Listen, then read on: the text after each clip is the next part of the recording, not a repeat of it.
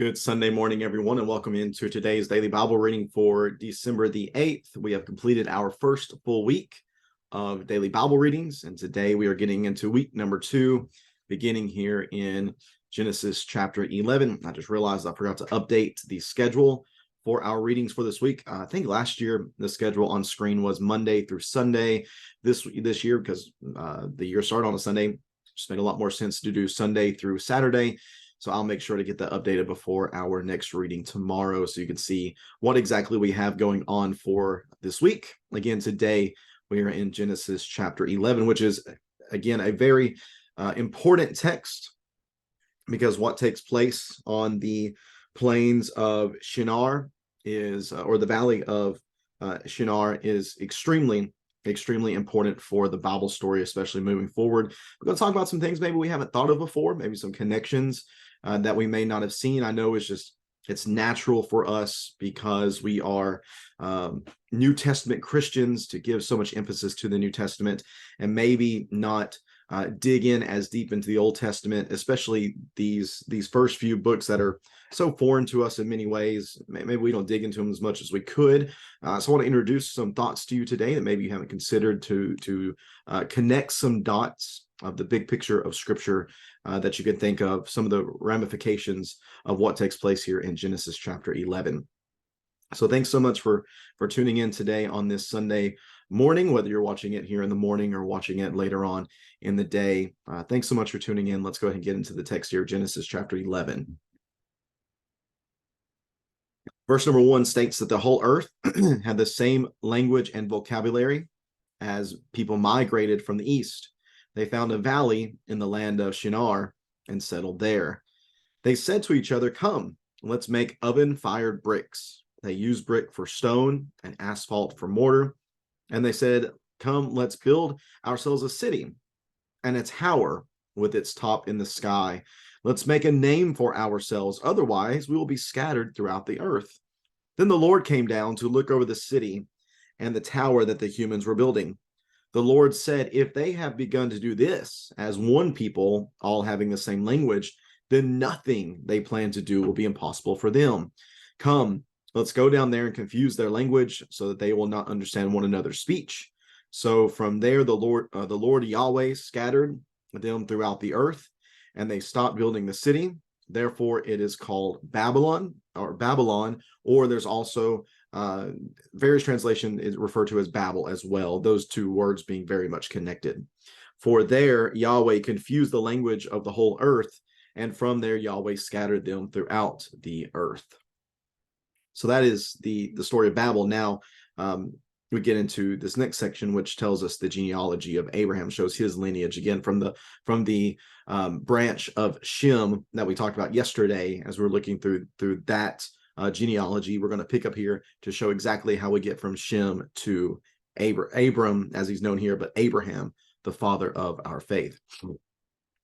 So reading here in Genesis 11, verse number 10, these are the family records of Shem. Shem lived 100 years and fathered Arpachshad, who 2 years after the flood, after he fathered Arpachshad, Shem lived 500 years and fathered other sons and daughters.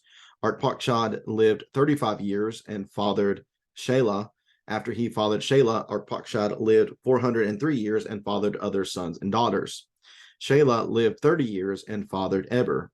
After he fathered Eber, Shelah lived 403 years and fathered other sons and daughters. Eber lived 34 years and fathered Peleg.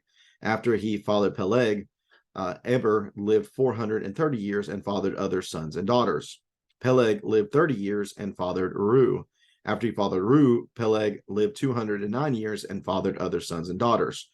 Reu lived 32 years and fathered Serug.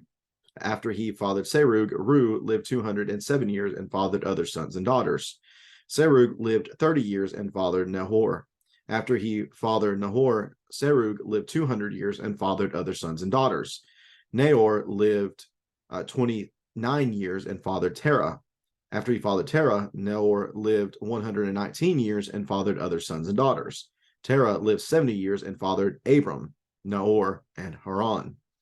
These are the family records of Terah. Terah fathered Abram, Nahor, and Haran fathered Lot. Haran died in his native land in Ur of the Chaldeans during his father Terah's lifetime. Abram and Nahor took wives. Abram's wife was named Sarai, and Nahor's wife was named Milcah. She was the daughter of Haran and the father of both Milcah and Iscah. Sarai was unable to conceive. She did not have a child. Terah took his son Abram, his grandson Lot, Haran's son, and his daughter-in-law Sarai, his son Abram's wife, and they set out together from Ur of the Chaldeans to go to the land of Canaan. But when they came to Haran, they settled there.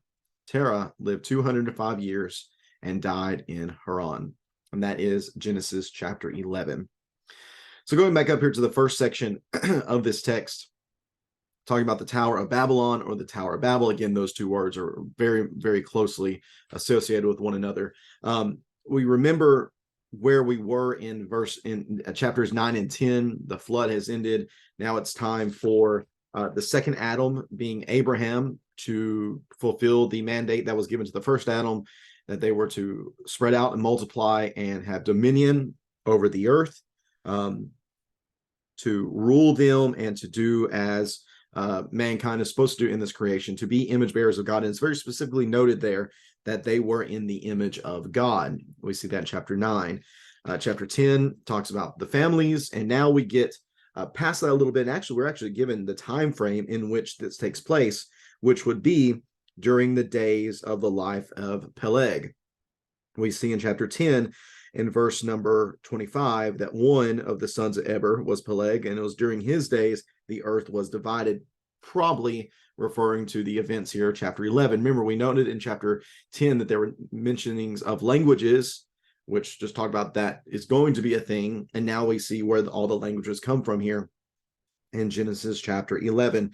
So as the people are moving, they're migrating from the east to the west. We saw that in our diagram, or the picture that I put up on the screen yesterday. As they're moving from east to west, they come to this valley in the land of Shinar, and they settle there. And I want to note that they settled there. They weren't necessarily supposed to settle there. They were supposed to continue to spread out and multiply on the earth, but there seems to be a great gathering of people here in the valley of Shinar. And they say, well, what we're going to do is we're going to build a great city for ourselves here, and then we're going to build a tower with its top in the sky. Scholars are almost unanimously in agreement that this is referring to what is known as a ziggurat. And a ziggurat is something that is part of a temple complex. So the idea here from mankind is that they're going to build a temple, which is where the gods were supposed to dwell, and that would reach them up to the sky, and they would be able to move closer to God, and in their minds be able to then barter with God. Because you notice again in what they're saying, let us make a name for ourselves, otherwise we will be scattered throughout the earth. Again, they were told to do that. They were told to scatter and go throughout the earth, but instead they wanted to go here. And the idea, it seems, is them saying, well, if we can build this, we'll show them how great and mighty we are, and then we might have some bargaining power with God. We might be able to barter with God and come to a compromise with God to where he'll let us stay here in this place.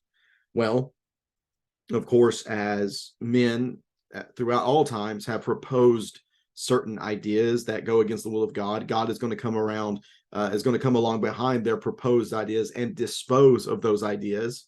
Because he says in verse number 5, the Lord came down to look over the city, the tower the humans were beginning to build, and he said that if they have begun to do this as one people with one language, then nothing they plan to do will be impossible for them. I don't believe this is Yahweh thinking as if he's scared that they might be able to do something that would really harm him. I don't think that's the issue here. Instead, I think the issue here is he has in mind Genesis 6, that there was pervasive sin upon the earth, so much so that he had to come and to rectify it with the flood to cleanse the earth. I think that's what's in mind here, that they will have, if they're able to do this, then there will be almost no limits to their defiance, no limits to their rebellion against me. We're going to have a Genesis 6 on our hands again, and we don't want that. So come, let us go down there. Let's go down there. The plural here, I know we probably think a lot, and this is where I'm going to introduce some things that maybe maybe new to your thinking, maybe things you haven't considered before. Whenever we see the let's go down there, that's plural, obviously, and we're thinking, oh, well, he's here talking about the Trinity, talking about Yahweh, the Father, and then the Son and the Spirit. But I'm going to suggest to you that's not what's in play here. It's not the triune God that is being discussed here, but instead it's God and his counsel, his divine counsel, the other spiritual beings that are with him in the heavenly realm, who have a part of God ruling the earth. There is only one God. Don't get me wrong here. There's only one true God. Everything else is created. Everything else serves him. But he does have those who rule with him. And I think that's who's in play here. So let's go down there and confuse their language so that they will not understand one another's speech. So who's the one still doing it, though? The one who's still doing it is the Lord. It is Yahweh who's really doing this. And they stopped the building in the city. They called it Babylon. For there, Yahweh confused the language of the whole earth. And from there, the Lord, Yahweh, scattered them throughout the earth. So what they were trying to keep from happening ends up happening anyways. And what we have here then, again, is the third great event that really has shaped the world into being what the world is today. Again, those are part of the questions that we're noticing as we're going throughout this text. Explains why nations rise and fall, explains why our world is the way it is. Why do we have so many nations? Why do we have so many different languages, so many different types of people? Well, it's from this event. But there's some other things that are happening here that we don't see in this text, but that we come, I believe, to understand when we consider other texts that are given to us in Scripture. One of those texts being Deuteronomy chapter 32. In Deuteronomy chapter 32, there is a retelling of history within this text. Specifically, it's the Song of Moses, and it just gives a retelling of God and his people. I want to notice specifically in Deuteronomy chapter, actually, I'll pull that up here so that you can see that more easily here on the screen. Deuteronomy 32, verses 8 and 9 specifically. When the Most High God gave the nations their inheritance and divided the human race, what does that sound like to you? Well, that to me very much sounds like what's going on here in Babylon in Genesis 11. So when the Most High God gave the nations their inheritance and divided the human race, he set the boundaries of the people according to the number of the people of Israel, but the Lord's portion is his people, Jacob his own inheritance. So work with me up to this point. So far, we've had creation, we've had what happened in the garden, the rebellion in the garden. We had then, again, my current understanding is the sin of the sons of God, those who should have been, again, a part of the divine council, who have ruled with God, they instead rebel against God, and that takes place in Genesis 6.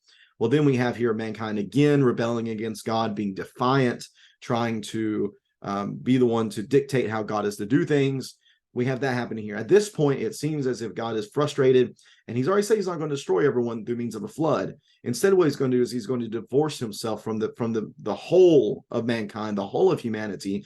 He's going to disinherit the whole of humanity, and instead allow them to be ruled by the council, by these other heavenly beings, divine beings that, again, should lead the people in the right way, because they're still God's image bearers. Humans in this moment are still the image of God. They're still that. But God doesn't want anything to do with them because they're complete rebellion, the total rebellion. Now, how does this text come into play? Well, he set the boundaries of the people according to the number of the people of Israel. Sorry about that. I never fails. Something going to go off on doing these readings. But he set the boundaries of the peoples according to the number of the people of Israel.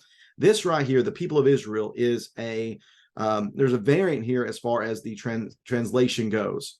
So if you notice here on the screen, it says one Dead Sea Scroll. So one of the Dead Sea Scrolls that were found reads number of the sons of God. The Septuagint translation of the Old Testament, which is the Greek translation of the New Testament, reads number of the angels of God. So there is a translation difference here. For whatever reason, the translations of the Christian Standard Bible and some other Bibles, I think what they do is they're reading into this text what they believe it to mean. They're not actually translating it according to the words itself, it seems. They are making an interpretive translation here. So I do want to read one more thing to you from the Net Bible. This is the New English Translation. I believe that's correct. this translation is not the best reading translation as far as like the fluidity of reading, where I think the Christian Standard Bible really excels in being very readable. The New English Translation, the NET, doesn't exactly do that. It's much more technical in its translating, which makes it a little bit harder to read. But from this text, I think I actually have that here, so I'm going to pull that up so you can see that as well. Let's see, here we go. Yeah. All right, so here's the New English Translation. Verses 8 and 9 again. When the Most High gave the nations their inheritance, when he divided up humankind, he set the boundaries of the peoples according to the number of the heavenly assembly. For the Lord's allotment is his people, Jacob is his possessions.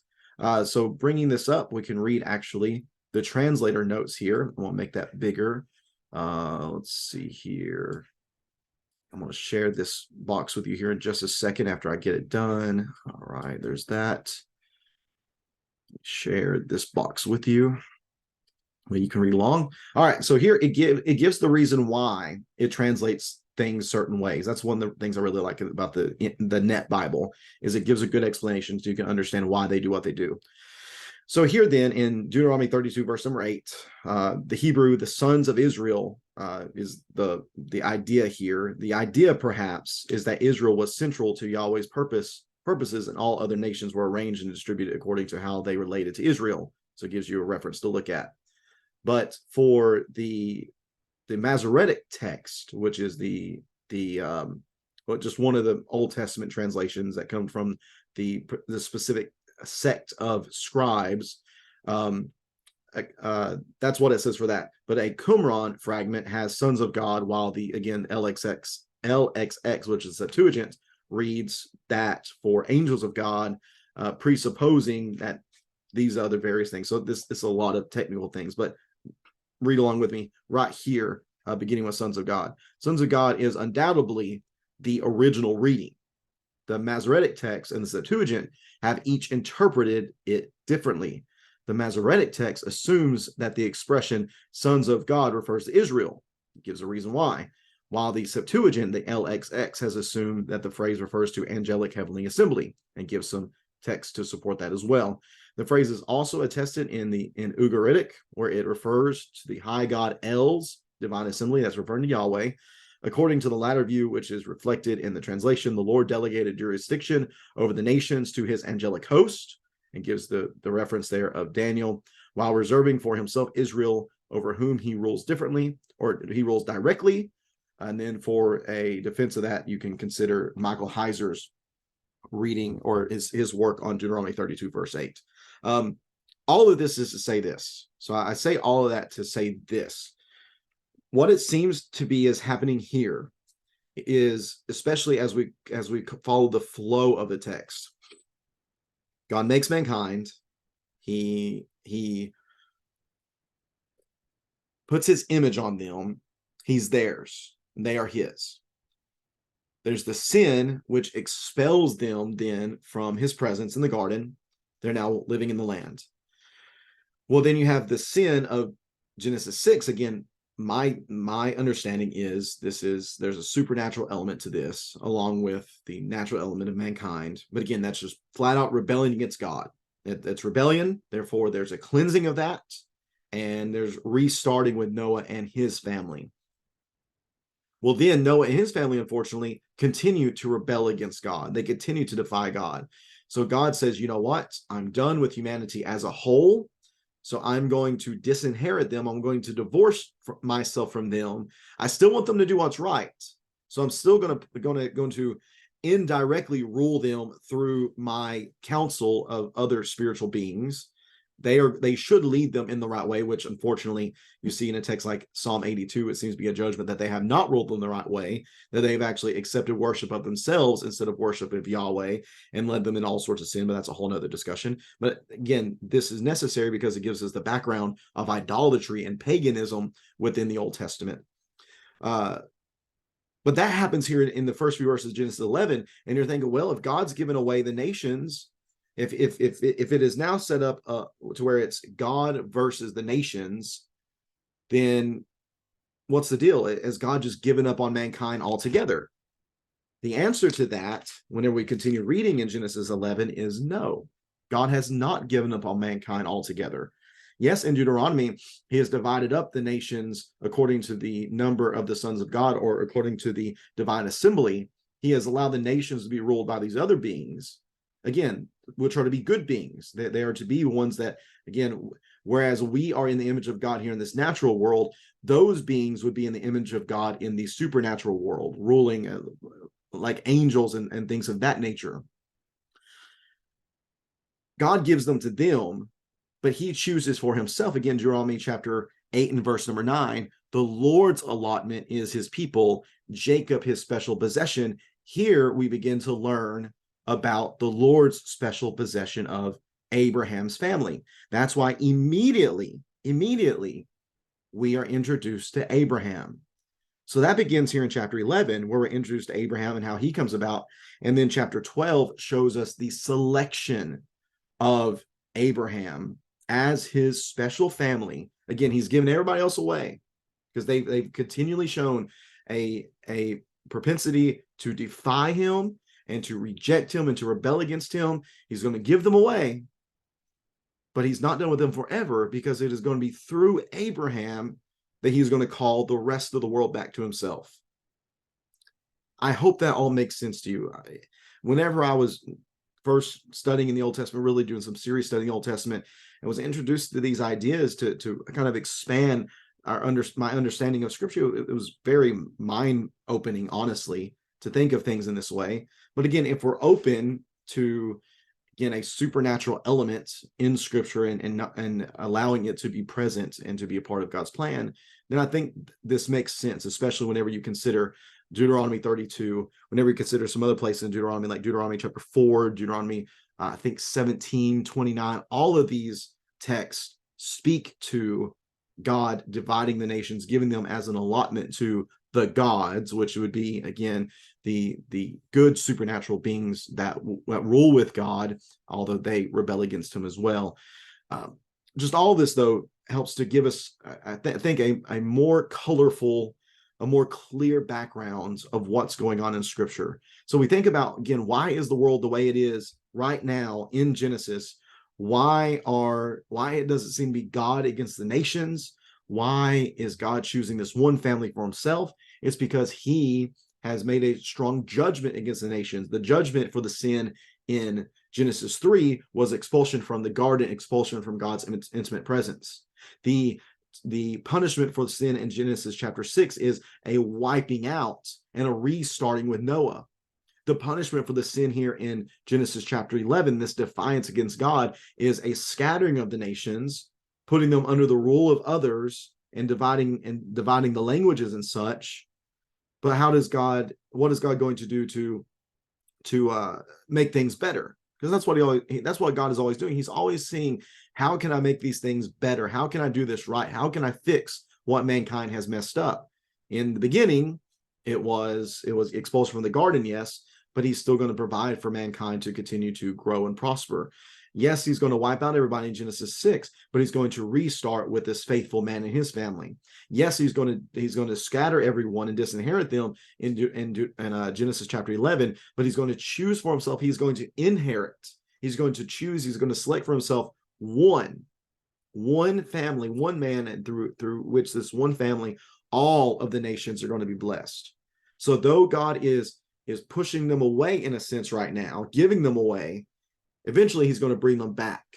And where he's really going to bring them back is beginning in Acts chapter 2, actually. Acts chapter 2 is the beginning of the fixing of the scattering. That's where it really begins. Because again, here in Genesis 11, God scatters, God pushes away, he gives away. But in Acts chapter 2, he begins to call everyone back to himself. Just think there about all these Jews from all these different areas. He calls them back through Jesus. And then eventually what's he going to do? It's not just the Jews, but it's all the Gentiles who are going to be called back through Jesus as well. So why is the world of the Old Testament history books looking the way it is? Why is it Israel versus everybody else? Why is it Yahweh versus the pagan gods? Well, it is a culmination of everything that happened in Genesis 3, Genesis 6, and Genesis 11. I know that's a lot, Maybe go back if you're watching this on YouTube. You can slow down me talking to like 0.75%. I know I talk fast anyways, so go back, watch again maybe. And if you have any questions about these things, please feel free to share. There's just a lot of real depth here in which to explore and to study and to learn. And I've really enjoyed over the past few years really doing that and coming to, I believe, have a greater grasp of everything that's going on in the Old Testament and kind of how things are working like they were and why that is the case. Obviously, don't think I know everything. I very well could be wrong on some things and probably am in many ways. But I'm always studying, always reading, always trying to grow in my comprehension and recognition of Scripture. And I hope that that's a desire that you have as well. Again, if you have any questions, please feel free to let me know. We can talk about those things and dig a little deeper together. Thanks for tuning into this reading. I know it's a bit of a longer reading yesterday and today, but these are really foundational texts, I believe, to the Bible story. So thanks for hanging in there for a little bit longer these past couple of days. We'll be back at it again tomorrow as we read together. Let me make sure I know which text we're reading together tomorrow. Let me see here real fast because I forgot to do this earlier. Again, I apologize. Let's see your daily Bible reading 2023. Tomorrow we are reading together in Genesis chapter 12. So just chapter 12 tomorrow. And then we have a couple days after that of double chapters, but those chapters are not too long. So it should not be that much for us to read together. But tomorrow on Monday, January the 9th, we'll be reading together from Genesis chapter 12. Hope you can tune in then. Thanks so much again for reading along with me today. We're looking forward to being with our church family here in just a little bit to enjoy some time of Bible study and to exalt our God through our worship assembly. Really looking forward to seeing everybody and to worshiping with you here in a little while. Again, thanks for tuning in. Take care and God bless.